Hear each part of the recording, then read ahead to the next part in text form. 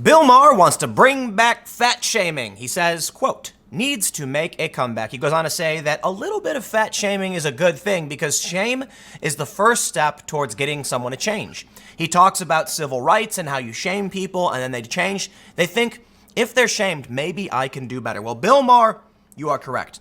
The other night, Bill Maher had, I believe he had Christina Hoff Sommers, and he's routinely railed on political correctness.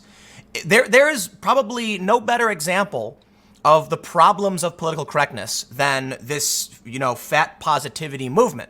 Now listen, you're free to be fat if you want, okay? I know a lot of fat people, and they talk about how they don't want to get fit and they like being fat. Hey, it's fine. However, the bigger problem for me, and I've made this point several times before everyone gets angry, is that we have a society, we have a country full of people who are increasingly obese, but then demanding universal health care. And I'm not talking about moderates or conservatives. I'm talking about the far left who are simultaneously saying, eat whatever you want, be proud of how overweight you are and unhealthy you are, but the government should pay for everyone's health care, in turn, tax everybody so we can eat and be proud of it. Okay, listen, man. You gotta be responsible, right? Bill Maher gets it. I don't like Bill Maher because of his, I look up because I'm doing the ivory tower thing again, right? He's up there atop the clouds telling all the little people how they should act, but he's not wrong about this. And I'm referring to the recession thing.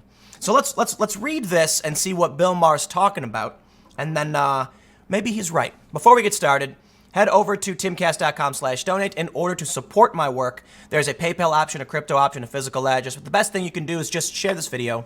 Word of mouth, it's the best thing possible. Instead of me relying on YouTube's algorithms to promote me when I know they don't want to, I'll just ask you to do it. And if you don't want to do it, well, then I don't deserve it in the first place. It's the way a business should work, right? Let's read. From Deadline. Bill Maher served up a supersized portion of steamed snark on Friday night as he weighed in on the American obesity crisis by equating overeating to racism and littering as a behavior that should be admonished in public ways. Quote, in August, 53 Americans died from mass shootings. The host of Real Time with Bill Maher told his live studio audience in Los Angeles. I think we get it. We know who Bill Maher is. Terrible, right? Do you know how many died from obesity? 40,000. Fat shaming doesn't need to end. It needs to make a comeback. Some amount of shame is good. We shamed people out of smoking and into wearing seatbelts. We shamed them out of littering, and most of them out of racism. Shame is the first step in reform. Can't say I disagree. There's one thing I really, really want to highlight to prove the fake, the shallowness of the body positivity stuff. Okay, first of all, there was a thing that happened in LA a few years ago called Dancing Man. A guy, some people filmed this fat guy dancing in the UK, and it was really, really mean. That I understand. You don't like making fun of a person who's actually moving. Like Milo took a picture of a guy in a gym working out and called it disgusting, and I'm like, dude, the guy's in the gym. That you praise. You praise the good behavior. But you can see that a lot of people, it's a very shallow, situation, right? You have right now, you have the intersectional feminists saying body positivity and like thin privilege and all that stuff. And then you look at Gillette. Gillette runs an ad slamming men for being toxic, but then shows a morbidly obese model. And I'm not saying that to be mean. She's actually morbidly obese. And it says like, celebrate yourself while she's like cheering. And it's like, but that is toxic. And I mean, literally toxic. As Bill Maher points out, it can, obesity leads to cancer and things like that. Look, man, if you're somebody who can't figure out how to get in shape, eat less, move more. It's not that complicated. I understand a lot of people are in these routines, but I want to make one more point. We'll read on. I've traveled around the world, right? You go to Europe and you order, actually Bill Maher brings this up. You go to Europe and you order food and you get this little tiny portion. Little tiny compared to America. To them, it's like a normal meal. I go here, the diner near my house, I ordered, it was like a chicken sandwich, and I kid you not, it was like that big. And I'm like, this is like 3 meals, dude. Like, I can't eat this. But guess what? Americans have become desensitized. They think it's normal to eat like 3,000 calories in one sitting. And I seriously mean 3,000 calories. Think about, I went to a restaurant the other day, and one appetizer had 1,700 calories. That's like, you could eat that for one day. You could wake up, eat that, and have to eat for the rest of the day. That's how much food it is. So I do think we have a cultural problem. And it's not so much, I'll actually talk, okay, Bill Maher, I think you're right to a certain extent. But I also think we have a problem with this desire for value. So what happens is restaurants try and increase the portions to be like, look at ours. Ours is bigger for the same price instead of making it cheaper. They want it to look like it's, it's more food. You're getting more bang for your buck. That to me results in people overeating. Not only do they eat burgers that are like twice as big, like 2 times bigger than like a burger in other parts of the world or a sandwich, you get a big old plate of fries. And then not only that, you get a soup or a salad before you start. It's just like Americans eat way too much. And so for me, the big issue is, look, man, if you want to be fit, that's fine. But how do you simultaneously have people saying government health care and we're not going to take any responsibility? That's Bill Maher's point. I also wonder if Bill Maher actually watches these videos, because maybe, while he's still more of the elite liberal type that I can criticize him for that, I feel like when it comes to the woke outrage, the intersectional stuff, I completely agree. I agree. And I'm really grateful this guy exists. I got to be honest. I know a lot of people slammed him over a lot of the crazy Trump derangement stuff he said and calling for the recession. And I slammed him several times for that. Fine. But man, he is a high profile left-wing personality who's at least mostly sane. Okay, I say mostly sane because that recession stuff is pretty out there, I gotta admit. But at least he's not doing, I don't know what he was doing on Russiagate, but Rachel Maddow's off for rocker. So at least Bill Maher can have on, Bill Maher had on Milo. He had on Christina Hoff Sommers just the other day. I commend that. I think he's got an ounce of sanity left, and I'm worried because he still has a bit of the Trump derangement syndrome. He's called, like, the recession thing was serious. People die in recessions. I'm worried that if he's the last vestige of a sane left in this country, and I don't know, but I'll say this too, everything he says, I'm like, how is he not considered conservative? You know what I mean? I understand that he's a moderate Democrat. It doesn't matter. The left and the media, there are already activists who call him alt-right, but I guess Bill Maher you can't call right-wing because he just absolutely detests Trump. But it'll happen. Let's read. They say, Maher used his show's closing commentary to connect the dots between obesity and climate change, the healthcare crisis, and in a roundabout way, a national surrender of our space-age vitality. That was a good point, too. He shows a photo from the Apollo mission, and he's like, look how fit everybody was. What happened? On that last point, Maher shared a recent anecdote about watching vintage footage of the Apollo 11 mission and getting a jolting insight when the camera panned over a gathered crowd and showed how unfat the American public of 1969 looked. We look like a completely different race of people, he said. Now look at us. We wear our ancestors could have used as a... Oh, okay. He shows a picture of a dude. He says, what we wear, our ancestors could have used as a sail, like big muumuus. Maher had plenty more to say on the topic. He sneered at Democratic doublespeak that adheres to liberal sensitivities, but also serves up a tacit endorsement of obesity public despite the public health consequences. You're the NRA of mayonnaise. We've gone to this weird place where fat is good. It's pointing out that fat is unhealthy. That's what's bad. Fat shame? We fit shame. Really? He does. He talks about how there'll be a skinny person and they'll get attacked for it.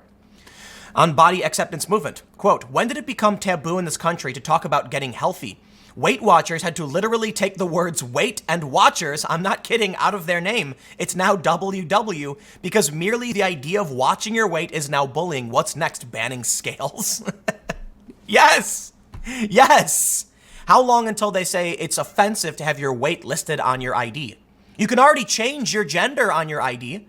Think about okay, I understand the binary trans woman, and this is coming from language from ContraPoints, who I think is fairly wonderful, mind you. If you're not familiar, ContraPoints is a trans woman YouTuber, very left-leaning, talking about the difference between this new age non-binary trans stuff, which is like the infinite genders, versus binary trans, which is someone born male who identifies as female, and that's Contra. And so you now have the situation where there's a legitimate legal reason to have your gender, your biological sex, listed on your ID. Let's say, it's true that some people don't always look like their biological gender. There's cultural standards and norms. There could be a burly person wearing a suit. Let's say they have a heart attack. It's very important when it comes to medical conditions, which kind of body type you're working on, especially for EMTs. Well, now someone could get their biological sex changed on their ID. And while I understand it for many people, why would you get your birth certificate changed? And what's the point of actually classifying someone in the first place? In my opinion, it's because there are real biological ramifications to it. So look, fine, you want to put whatever you want on your ID, but I also recognize when we start changing all of this and getting angry and removing things, I know I'm kind of jumping to the ID thing, just kind of out of nowhere, but it's true. We talk about height for a reason. We talk about weight for a reason, eye color, hair color. We identify people in certain ways for specific reasons. Anyway, let's read on. On the modern American appetite, we look at fried chicken and think that's a good start. Now put it on a bun and add bacon and cheese and something no one's even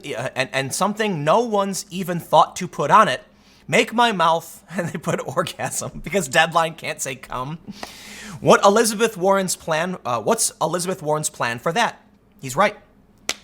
Look, the universal health care debate would be much less of a debate if people were healthy and fit. And instead of this, we were like, hey, why don't you exercise? But people don't want to. People don't want to. And we also have an economy being, built around information. And because of that, people aren't as physical as they used to be. Let's read on. On the stakes, being fat isn't a birth defect. Nobody comes out of the womb needing to buy 2 seats on the airplane. Here is in a nutshell from the New York Times. Poor diet is the leading cause of mortality in the United States. Everyone knows that obesity is linked to terrible conditions like diabetes, heart disease, and virginity. Ha ha ha. Adding a tip for the Dems. And at next Thursday's debate, one of the candidates has to say the problem with our healthcare system is that Americans eat S and too much of it. All the candidates will talk about their health plans, but no one will mention the key factor. The citizens don't lift a finger to help.